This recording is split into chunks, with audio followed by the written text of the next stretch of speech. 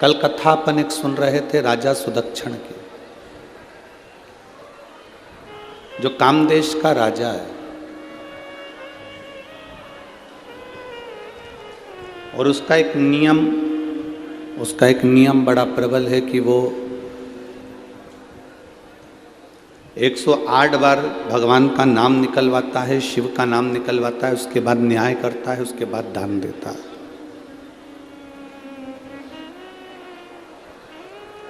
कल अपन ने कथा सुनी थी राजा सुदक्षण की कि एक राजा का कर्तव्य कैसा होना चाहिए, और उस कर्तव्य के अनुसार फिर फल मीठा उसको खाने को मिला। और जैसे ही उसने अपना व्यवहार बिगाड़ा, जैसे ही उसने अपना कर्तव्य बिगाड़ा, अपना व्यवहार बिगाड़ा, तो फल कड़वा हो गया, फल खट्टा हो गया, फिर फल कड़वा हो गया, फल खट्टा हो गया।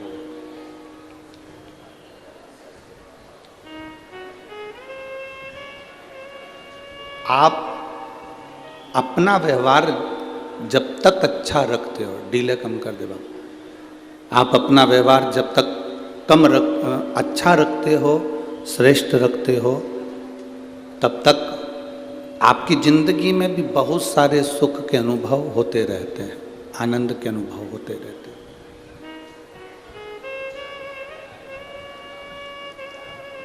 और जैसे ही आपका व्यवहार, आपका कर्म बेकार होने लगता है कि आपको दुख भोगना ही पड़ता है।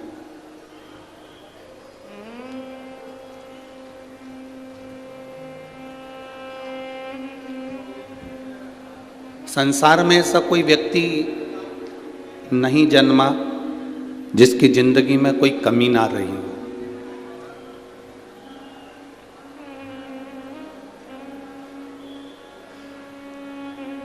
और संसार तो संसार जाने दो,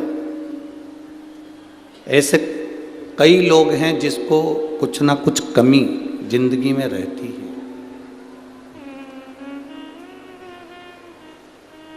आसमान को भी कमी लगती होगी क्योंकि उसके पास में जमीन नहीं होगी, और जमीन को कमी लगती होगी कि उसके पास में आसमान नहीं होगा।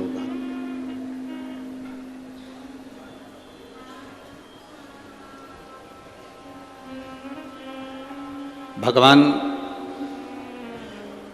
नींद जब देता है तो अच्छा डनलप का गद्दा नहीं देता।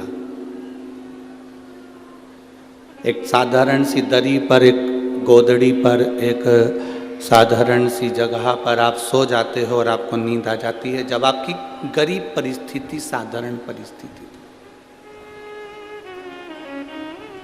एकदम साधारण सा जीवन जब आप जी रहे थे, उस समय पर आप एक गोदड़ी बिछाकर, एक गादी बिछाकर, एक दरी बिछाकर सो जाते थे तो आपको नींद अच्छी आ जाती थी। बोलो जी जी, सही बात है कि गलत है? अब जब आपका खुद का कमरा बन गया, खुद का रूम बन गया, रूम में पलंग बन गया, डनलप का गद्दा लग गया, ये वाले बक्स से चल रहा है, सुनिए आके। जब डनलप का गद्दा लग गया, अच्छा कंबल मिल गया, ओढ़ने के लिए साधन मिल गए, सब कुछ अच्छा मिल गया, सब कुछ। और जब सब कुछ अच्छा मिल गया तब भगवान ने नींद वापिस ले ली। जब नींद है तब हमारे पास में गादी नहीं है। जब गादी है तब हमारे पास में नींद नहीं।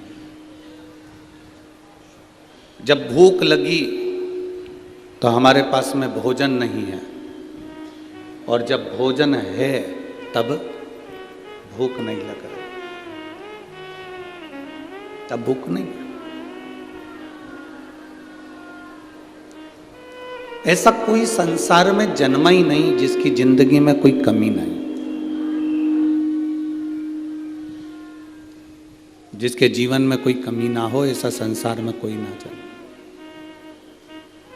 तकलीफें कष्ट, दुख, ये सब हमारे जन्म से लेकर मृत्यु तक हमारे साथ में चलते रहना है। ये चलते रहना। हमने जन्म लिया उस दिन से हमारी जिंदगी में ये दुख, ये तकलीफ, ये कष्ट चलना।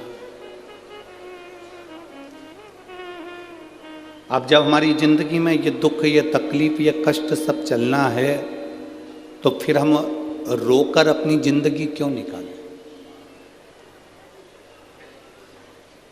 शिव जी के पास में जहर आया, विष आया, शंकर भगवान ने उस जहर को, उस विष को पिया। माता सती जलकर भस्म हो गई, शिव जी ने वो विष भी अपने हृदय में धारण कर लिया। दुख, तकलीफ, कष्ट, बीमारी, रोग, जीवन में ये तकलीफें, ये कष्ट, ये बीमारियां, ये तकलीफ, ये रोग हमारे जीवन में हमारे जन्म के साथ चलते हैं, हमारे जन्म के साथ। अब उसको तुम रोकर काट लो, चाहे हंसकर काट लो।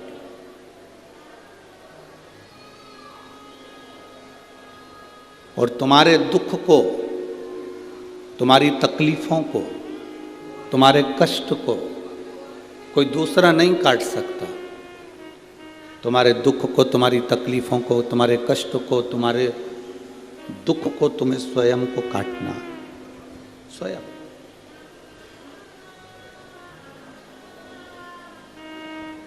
कोई दूसरा तुम्हारे दुख नहीं काटने वाला है, कोई दूसरा तुम्हारे कष्ट नहीं काटने वाला है। काटोगे तुम स्वयं, स्वयं।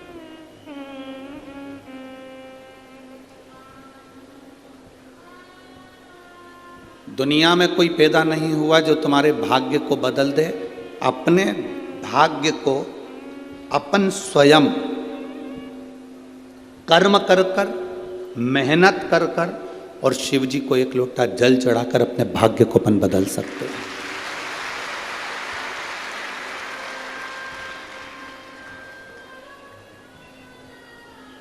आपको स्वयं मेहनत करना पड़ेगा, आपको स्वयं कर्म करना पड़ेगा। सियोर वाला महाराज नहीं आएगा तुम्हारे साथ में कदम से कदम मिलाकर तुम्हारे साथ चलने के लिए, पर इतना विश्वास जरूर कहता है कि सियोर वाला महाराज तुम्हारे साथ कदम से कदम मिलाकर चलने के लिए नहीं आएगा, पर तुमने जो लोटा भरकर जल चढ़ाया है, जब जब तुम्हें ठोकर लगेगी या तकलीफ आएगी, तो वो एक लोटा चढ़ाया हुआ जल महादेव जरूर तुम्हारे सामने।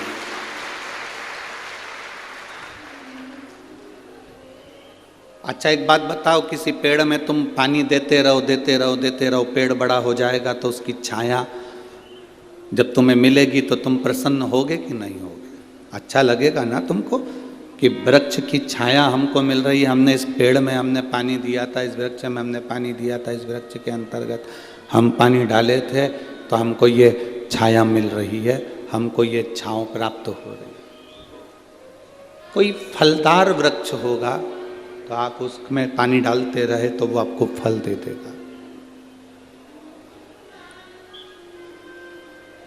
फलदार वृक्ष फल दे देता है, वृक्ष के नीचे पानी डाला तो वो छाया दे देता है। उसी तरह जब हम देवाधिदेव महादेव को एक लोटा जल समर्पित करते हैं, जैसे पेड़ में डाला हुआ पानी तुम्हें वृक्ष बनकर छाया देता है, पेड़ में डाला हुआ पानी फल के रूप में तुम्हें प्राप्त होता है, तो वृक्ष हो चाहे संसार में तुमने जहाँ कुछ दिया है, तुम्हें वहाँ से कुछ ना कुछ मिला है। देवाधिदेव महादेव को आपने एक लोटा जल दिया है, तो महादेव ने भी आपकी विपदा की घड़ी को काट दिया। सारी समस्या का